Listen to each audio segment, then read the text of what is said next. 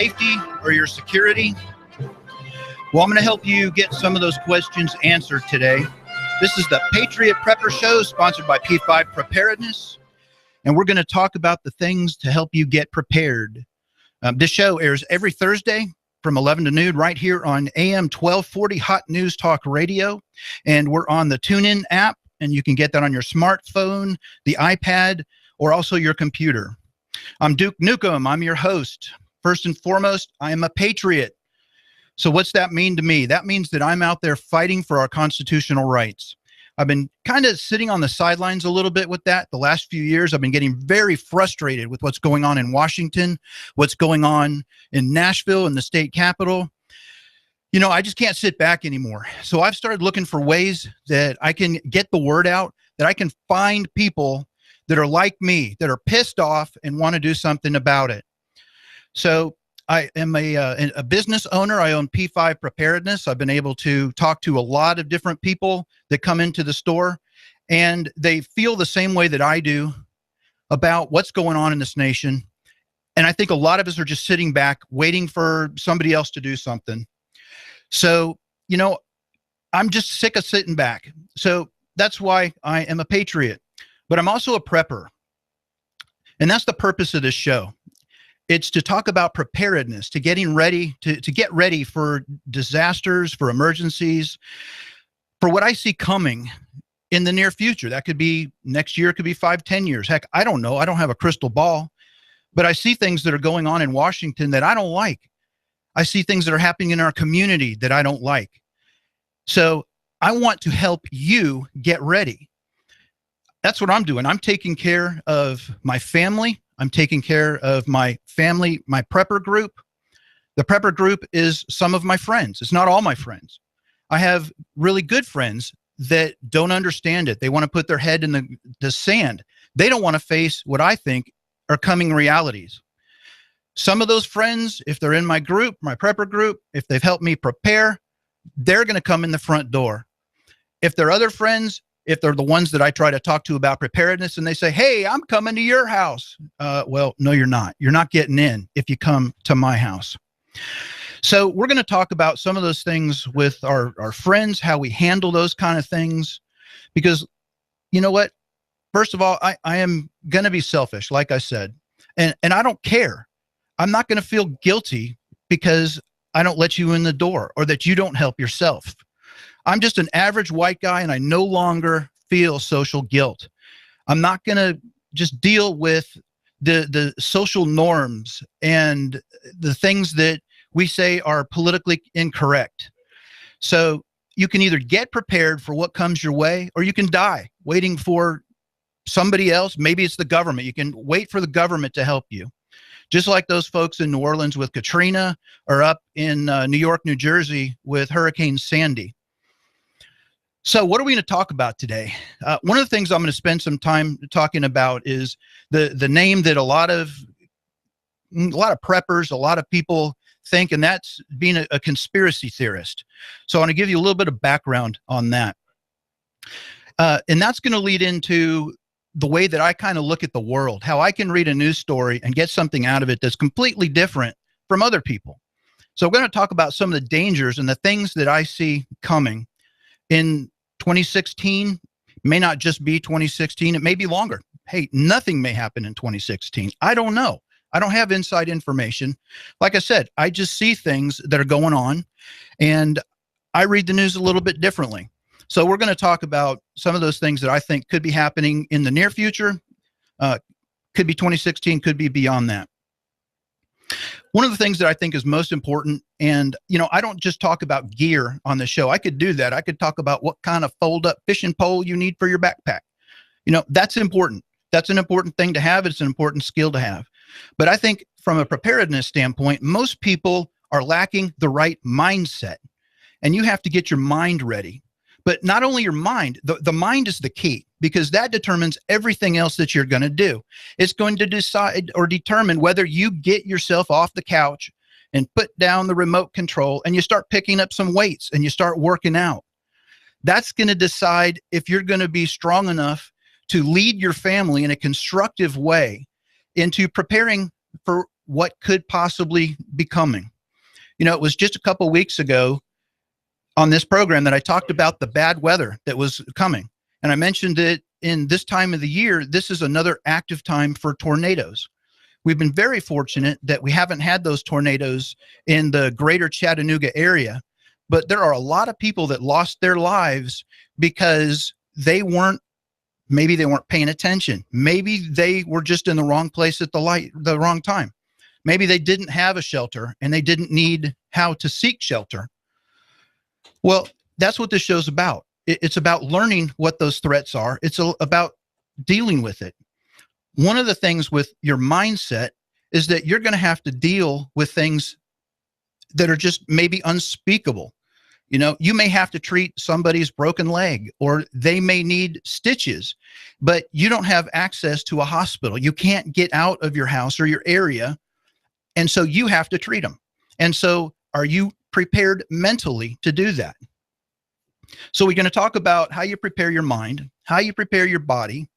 We're going to talk about some of the gear that you're going to need. I always love talking about gear.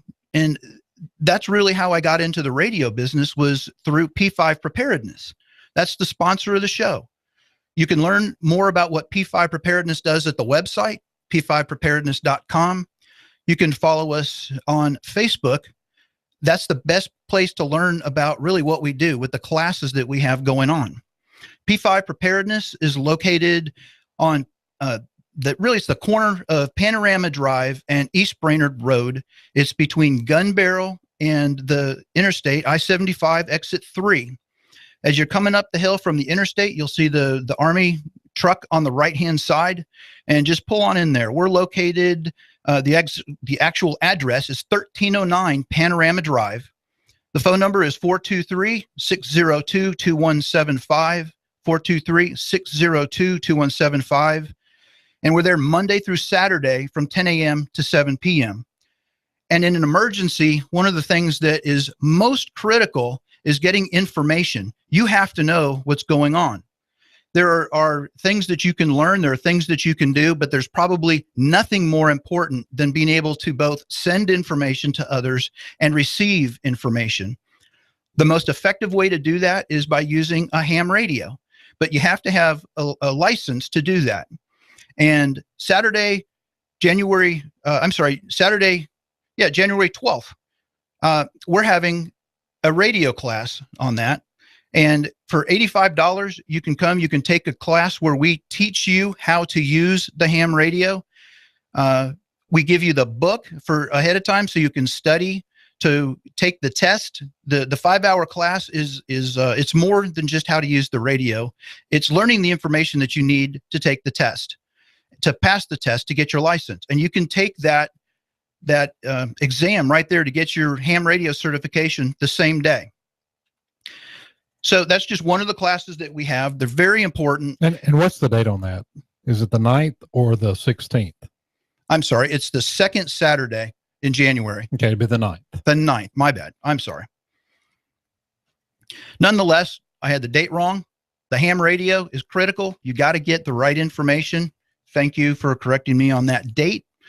And the ham radio is very important. It's not just so you can talk. Talking is important, but it's listening. Listening is very important for getting the information that you need. There are ham radio operators in your area. You can pretty much always tune in to the key frequencies to hear what's going on around you. You can use that to pass messages back and forth. Duke, we just had from Twitter, and it's one of our younger listeners said, what exactly is a ham radio? You know, kind of explain to them what a ham radio is, because they may not know. Sure. Ham radio is a way that you can communicate in either short distances from 2 to 3 miles. You can have a walkie-talkie, a handheld radio, or you can have a vehicle-mounted radio, or you can have one on the desk in your home. And depending on your license classification, you can communicate legally with an FCC radio license, and you can communicate with other people. It's an amateur radio band. It's not for commercial use, but it will allow you to talk great distances. There are experienced ham operators that can literally talk halfway around the world. 12,000 miles by bouncing their radio signals off the upper atmosphere. You don't just need a small antenna to do that. But ham radio is very effective. And as I was saying, you can get a lot of good information on that. So one of the things I want to get into, I talked a little bit, or mentioned it, the conspiracy theories. And that's one thing I hear a lot. And, you know, I do a lot of research when I look into these topics. And when I hear, if you go back to 9/11, 2001, when the Twin Towers came down, you know, I heard a lot of speculation about, oh, well, that was an inside job. And, you know, I've made comments to that as well, because there are things that I have read from people that are a lot smarter than I am that just don't make sense. And so I don't know for a fact, you know, it's called a conspiracy theory. And, you know, as a theory it's a scientific definition. It's basically an educated guess. And that's what they do in science. They come up with a theory. And so a conspiracy, that's a group, you know, conspiring to do something maybe behind closed doors. And so I see things that like I said, they just don't make sense. So I want to do a little bit more research on that. But I have a little bit different point of view than a lot of people. I am an Army veteran. I served overseas from 1990 to 1994. And as a soldier, I experienced a lot of things, events. I saw things that opened my eyes to what our government is capable of. As an Army veteran, I mean, that goes to today. You hear about the rules of engagement that our soldiers overseas have, where they will see a threat. They'll see somebody carrying an AK-47, but they're not threatening anybody with it, so they can't do anything. They can have the weapon pointed at them, but they can't shoot first. They have to wait until they're fired upon. That's just silly. And so one thing that I learned in the military was that there's a significant difference between the truth and the official story. The truth is obviously what happened. Something happened, you know, but it may not be exactly what's reported.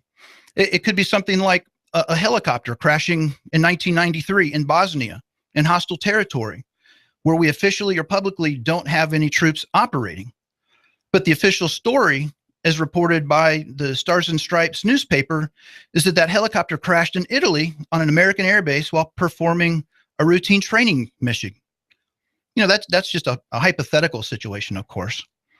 So I've learned to look at things just a little bit differently. I have a different point of view. I remember Ronald Reagan said, trust, but verify. Yeah, you know, you take somebody's word for it at first, but before you act on that information, you look into it. You find out that the person is telling you the truth. You know, I hear that Islam is a religion of peace, but I see Islamic terrorism occurring all over the world. And so, being a religion of peace, I'm a Christian. You know, I am a believer that Christianity is a religion of peace. But, you know, we have this history of the Crusades and things like that dating back a long time. But so Islam being the religion of peace that it is, I want to learn more about it. So where do I go? Well, I go and I buy a Quran. And I learn that from reading the Quran, that it's an all-encompassing political ideology, that it's not just a religion. That's even a small part of what Islam is. And that it has a 1,400-year history of conquering the Christian world, where Christianity is eventually completely banned. I looked into the Islamic Center of Greater Chattanooga, and I found documents that link them to the Muslim Brotherhood, which is a terrorist organization. So, you know, I listen to politicians who publicly say they are opposed to specific legislation, but then you read later that they voted for the exact same bill that they were railing against, or maybe they were building their political campaign on their opposition to that bill. And they do these crazy things that just screw us, a lot of times early in their campaigns. And then so when it comes time for the new election, they'll talk about the bridge that they financed or something small that they can really hang their hat on and say, you know, hey, look, I did this for the local community. So, you know, when it comes to being a conspiracy theorist, I just see things differently. I see the possibilities of what can go on. I look at evidence and I fill in the gaps based on experience and research. And if I determine that what I see is coming up is plausible, it could happen, I want to assess the risk of that and decide if it's something I need to prepare for. You know, you may have. I have a question for you from Facebook. Sure. And they said, when do you stop being a conspiracy theorist? What do you know to believe and not to believe? How do you determine that it could be a conspiracy or maybe it's actually the truth? To me, I think it's common sense. Not everybody has common sense. You look at aliens, for instance. You know, I can't do anything about aliens, and I'm talking about the space kind, not the illegal kind. I can't do anything about space aliens. I can't do anything about Bigfoot. I could care less. You know, those aren't the things that could affect my life. An outbreak of rabid zombie squirrels, that could be horrible. So that's something that I would look into. I look at the plausibility of it. Is this something that could happen? Well, zombie squirrels probably is not going to happen. I'm sure it's probably not too life-threatening, but I may buy an extra glue trap or something for the zombie squirrel. I want to look at some of the things, and you know, we're going to move into some of the predictions that I think, and they're not necessarily predictions. They're more like threats that could be coming up. And one of the things that I see is I'm looking at the Middle East and what's going on in Syria. And, you know, there's a whole lot of crazy things that are going on over there. You know, I read a story the other day that was talking about, well, we've agreed to let Assad, we, the U.S., have agreed to let Assad stay as president of Syria. Well, then 3 days later, Russia came out and said, no, that was never discussed. The U.S. never asked us to have Assad stay in Syria. Well, I think you've seen that we have troops over there as advisors or whatever you want to call them. But Russia was sick and tired of seeing what was going on over there. Was the U.S. serious about fighting ISIS? Were they serious about removing Assad? And so Russia, being an ally of Syria, Bashar al-Assad, the president of Syria, asked Russia to come in with troops and airplanes. And so ISIS had a real enemy, somebody they really had to watch out for, and that's Russia. Russian troops came in. I read just this morning that Russia has announced that now China is sending 5,000 special forces troops to Syria to help fight ISIS. So what we have here is we have Russia and China are allies with Syria. And apparently Syria is an enemy of the United States. And so by the old adage, the enemy of my enemy is my friend, I think now that we're facing a possible war with Chinese troops and Russian troops against U.S. troops. It's a possibility. This could be just a small thing. It could be in Syrian territory. But a lot of the things that I'm reading are suggesting that Russia and China are really about 10 years away about facing a war with the United States. A war like that with Russia, it could turn nuclear. Russia has threatened to use nuclear weapons. They stated just yesterday that the missiles that they're using in Syria can be equipped with nuclear weapons. You know, that is very serious. It used to be in the 50s and 60s, there were a lot of people that were building bomb shelters. They're building them in their backyard for fallout because of the threat of nuclear war. Well, I've heard people that have said that we're at a greater threat of nuclear war now than we were during the Cold War or during the Cuban Missile Crisis in the early 60s. And we live in an area where we have nuclear power plants. So is that something that you are prepared for? Have you taken that into consideration? That's something that everybody needs to do. You need to think about what your plan is for dealing with nuclear fallout. You know, it might be a small thing, but it's something that could cost you your life. You know, many people don't go outside because of lightning. When there's a storm, because the fear of getting struck by lightning. Well, my gosh, there are 38 to 60 people per year that die from getting struck by lightning. That's a very small threat. Well, so is getting, you know, in an area where there's nuclear fallout. So that's something that you need to be prepared for. So we're going to talk about similar things. We're going to talk about some of the other things I see coming up in the after the commercial break. And again, this show is sponsored by P5 Preparedness. It's located on East Brainerd Road between I-75 and Gun Barrel. This is Hot News Talk Radio, AM 1240.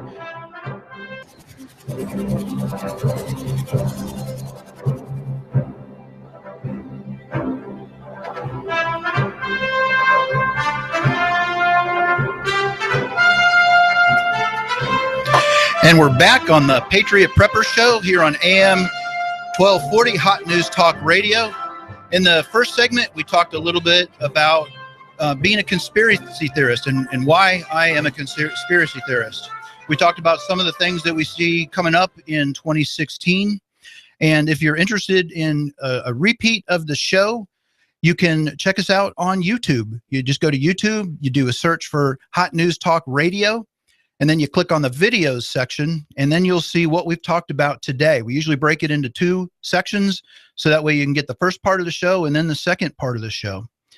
We started talking briefly about what I saw coming ahead in 2016. It could be later than that. I talked a little bit about what was going on overseas in Syria. The world stage is very unstable. We don't know who our friends are. We don't know who our enemies are. It seems like everybody is our enemy because we're pissing everybody off. You know, we were not invited into Syria. Russia and China have been invited into Syria. And so if we've not been invited and we're there, we have invaded, and that's war. And I don't remember a declaration of war through our Congress. It's just a mess. We've got to get out of those foreign entanglements. So I want to talk a little bit about what's going to happen on the home front in the coming year. One of the things that I tell people when they look at preparedness is you have to be financially prepared. And when you have a stock market that is fluctuating as it has, it's gone up. I think that by the end of the day, it may actually finish the year in the red, which is another flat year. We've got Janet Yellen and the Fed that is monkeying around with interest rates. They're trying to help the economy, but they don't know what they're doing. I always tell people to invest in commodities. And from a preparedness standpoint, commodities are often things like guns, black guns, the AR-15, very popular, pistols. You can buy ammunition. You can buy long-term storage food. Food is something that lasts for 25 years if you get the right stuff.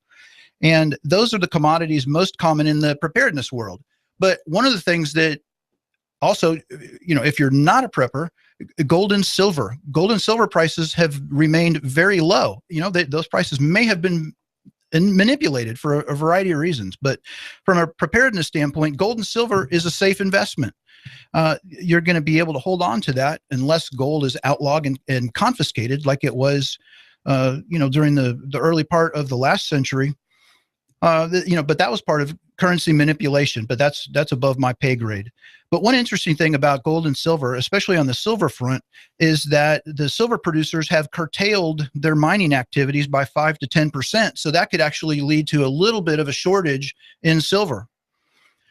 Also on the home front, I think that we're definitely going to see more executive orders. We haven't seen that many that have truly affected the preparedness community, but we've heard about gun control, that President Obama is going to do something about it on his own to close the gun show loophole. Well, you know, that's not a loophole. That little loophole, that little problem there is called federal law. That's law that was passed by Congress, signed by a previous president. It's law. So I don't know how they're going to do away with this little thing, this little problem, legally or lawfully. I guess that's a better way of putting it. On the way of more executive orders, I think you're going to see some kind of internet kill switch, because the non-mainstream media is really getting the word out about what's going on, and they don't like it. You're going to see more cyber spying. I think part of the omnibus spending bill was just something that basically legalized government spying on everybody. Duke from Periscope, they want to know what the internet kill switch, what is that? That's kind of the way I guess I would explain it. It's just a big red button in Obama's Oval Office that when he's tired of the internet working, he just hits that button and internet traffic stops. We can't go to our favorite websites. We can't go to Drudge Report, or, you know, we can't go to KimKardashian.com or whatever. We can't follow anything that's going on the web. They don't like what we're saying, so they're going to shut us down. If you look at Twitter, Twitter would be gone. Facebook would be gone. A lot of people can't live without those kind of things. You're going to go through some serious withdrawal. So that's just something that is floating around out there. Net neutrality, that could be coming back. That's where they want equal time on the airwaves for radio. So that way the Democrats get equal time with the Republicans. Well, how many Democrat talk radio shows do you know of? There are none. You know, AM talk radio is dominated by Republicans, mostly conservatives. What they want to do is they want to shut down our point of view. So you're going to see executive orders. You'll see other attacks on the Constitution. You know, I mentioned the gun control initiatives with the president, the executive orders. From a jobs standpoint, you know, this economy is not good despite what the government numbers tell us. There are 94 million able-bodied American men and women that are not in the workforce. They should be in the workforce, but there are no jobs. Well, the job sector is going to get even worse because I think we're going to see a lot of mass layoffs in the manufacturing sector. We don't build that much stuff in America anymore, but what we are going to be building, we're going to need less of. There could even be a stock market crash. That's something that's been mentioned several times. One thing that I think people need to be aware of is that if the stock market crash is significant, the banks are going to be closed due to a banking holiday. There are really only a handful of large banks that really run everything. And if Wall Street is shut down because of a bank holiday, that means the banks are shut down. And there's a lot of behind the scenes data that's transferred back and forth between banks and Wall Street. And if Wall Street is not trading, then the banks, they're not going to release money. It may be your money, but you don't have it, do you? It's in the bank. If all your transactions are done electronically through the ATM machine, or you pay your bills online through a bank transfer, that stops. You don't get to do a lot of that anymore. Or if you do, you can do the electronic stuff online, but you can't do it with cash. So, you know, there's a reason right there. Put some cash back. You have to be able to pay some bills, especially food. You have to buy, you know, maybe water if you don't have a good supply of water, but you got to have that cash on hand. You know, one thing I was watching, it's bowl season. Eric and I talked about the bowls that were going on a little bit earlier today. And I noticed that there's an Army commercial that's running. And, you know, it's very patriotic. It tells about the good stuff that the Army's doing. But if you catch it at the 10-second mark, you're going to see about 15 or 20 soldiers in riot gear. They've got the big riot shields. They've got the Army helmets with the clear face shields on it. You know, that's not something that our active duty soldiers do overseas. They're in combat. They do patrols on the streets. They're not there to quell rioting. The rioting that they're preparing for is in this country. That's not the job of the Army. That might be National Guard, but that's not active duty Army. And on top of that, and literally on top of that, while they're showing the clip of the riot military training, it says preparing for any eventuality. Well, eventuality basically means that it's something that they think is going to happen. It's going to happen eventually, but it's not so much something 20 or 30 years down the road. The military doesn't have the money to waste on training that they don't intend to use. So I don't know where that's going to happen, but it could happen here. That's something that we need to be aware of. So it could be a mess. We could be looking at, you know, hey, why is the military preparing for that? Why is the government preparing for that? It could be for civil unrest and rioting that's here at home. Maybe it's that they want to try out some martial law type stuff just in small communities. You know, they like to practice this stuff. So keep your eye out. You got to be aware of some of those things. And, you know, one thing that always amazes me is how quickly some of these I don't know, I'll call it an opposition group, but how quickly they can get a riot going or they can get demonstrations going. You know, we don't see conservatives out there on the streets rioting about stuff. We're not shutting down malls in protest or airports in protest. But maybe we should. Maybe we should become some community organizers so that way we can organize our thoughts and we can really start letting Congress know in an organized way that we're really pissed off. We don't want to deal with these things. I guess deal with it isn't the right word. We don't want you to violate the Constitution. That's really what it boils down to. Well, I want to move on a little bit. We've talked about some of the things that could be coming. In the first segment, I talked about a nuclear potential with fallout, some things like that. We talked a little bit about financial stuff. But I want to get to the real core of what this show is, and it's based on preparedness.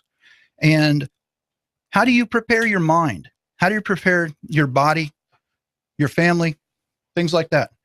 Those are important things that you really need to think through. So the first thing that you do when you're preparing your mind is you look exactly at the potentials there. If you live in hurricane country, chances are that you have storm shutters. Chances are that you have certain limits to what you're going to take, what you're going to be able to absorb in a sense. If it's a Category 1 storm and you live on the beach in Fort Lauderdale, well, hey, a Category 1, that's not too bad. If it's a Category 3, my gosh, you may have to leave. And so you may have a backup plan that, okay, so if it's only going to be a Category 1, I'm putting the shutters up, but I may go ahead and make a hotel reservation 100 miles away in case I do have to evacuate, in case I do have to bug out. So those are the plans. Those are the kind of things that you think through. And so have you ever given thought to what if there's a power outage that lasts for 2 or 3 days? And most of the time when the power goes out, you have no idea how long the power is going to go out. You may be able to call, your power provider, and they'll give you an estimate. They can tell you, well, we have 15,000 people without power, and we estimate 8 hours before power will be back on. And then a lot of times it's back on in 5 hours or something like that. But what if you called that number and they didn't answer, and you had no idea how long the power was going to go out? And so you waited 24 hours and the power's not back on, and you haven't heard why it's out, and you haven't heard when it's coming back on. Well, by that time, you're about at the end of your refrigeration. Your freezer stuff is starting to thaw. So what's your backup plan? Do you have alternate power? Do you have coolers that you can put your food in? These are the things that you need to think through. One of the things in some of the classes I teach on preparing for this stuff is to do a grid down challenge.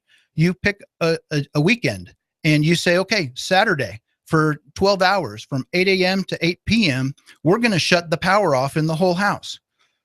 I would suggest leaving the refrigerator on so that way you don't risk losing your food. I mean, this is practice. This isn't the game. This isn't actually real life here. We're practicing. So let's leave that refrigerator on. A lot of you have medications, for instance, that have to be refrigerated. Have you thought about what you're going to do if your power is gone for 5 days, 7 days? Is your medication going to last that long? Well, you need to think about that and realize that, they have small refrigeration units that run on 12 volts. They run on from the lighter socket in your car.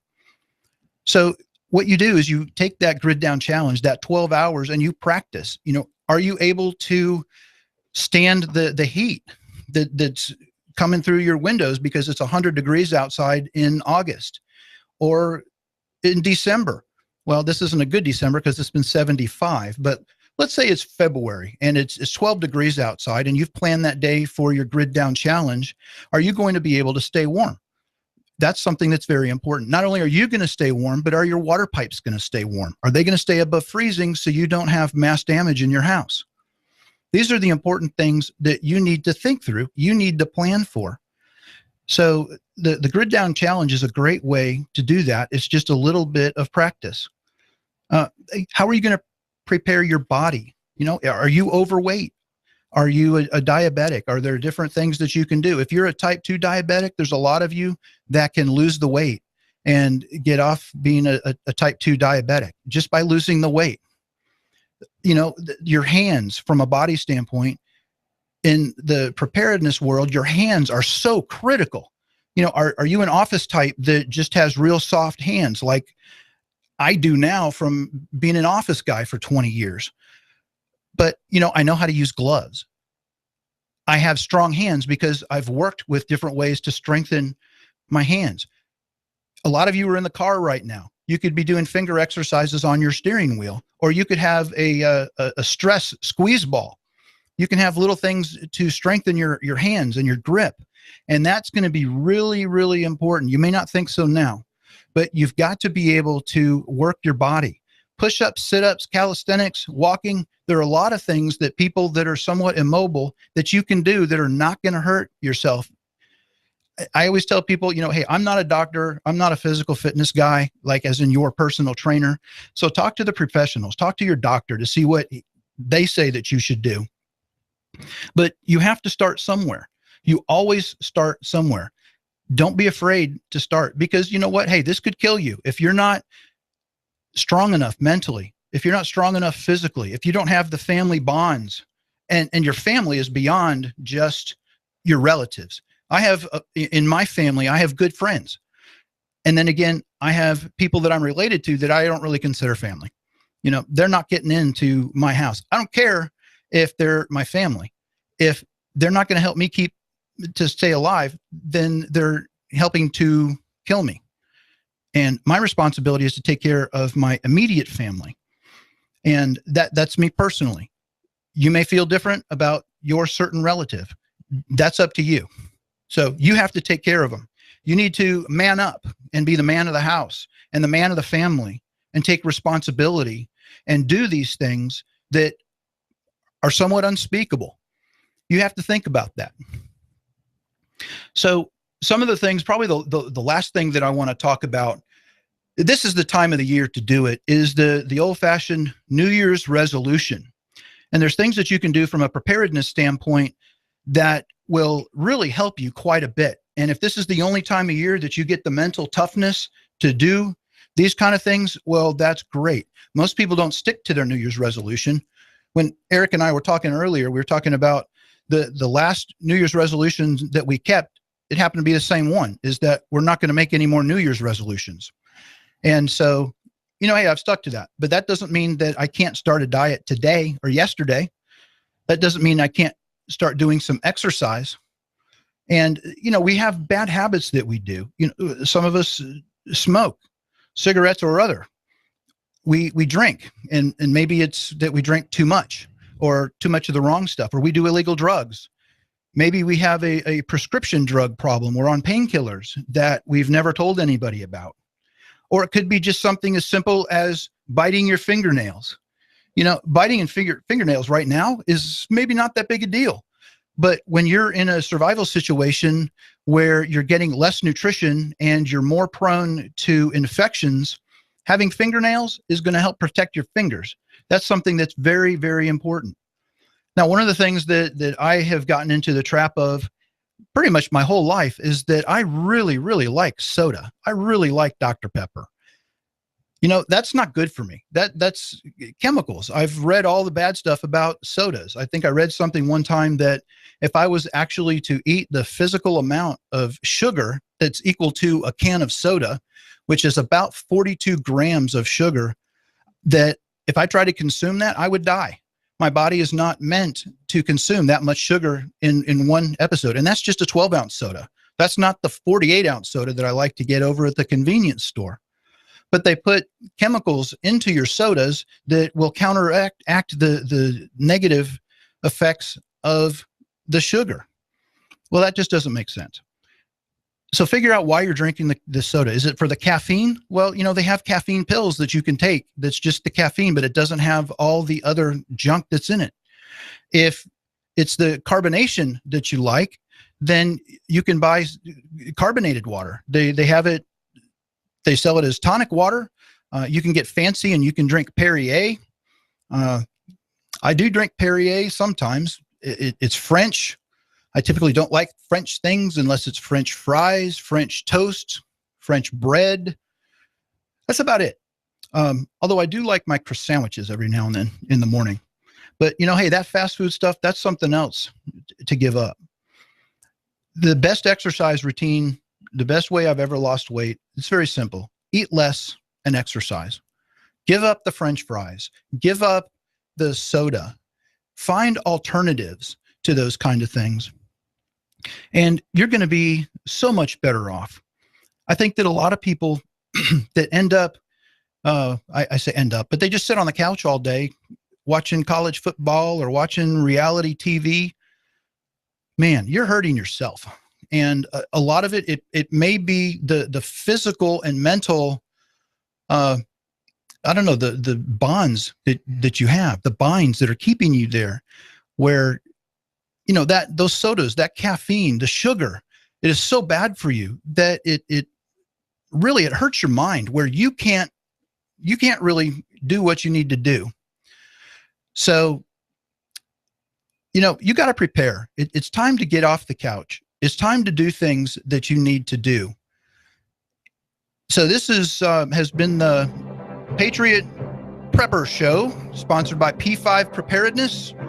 Come by the store, check us out at p5preparedness.com. This has been Duke Nukem on Hot News Talk Radio, AM 1240.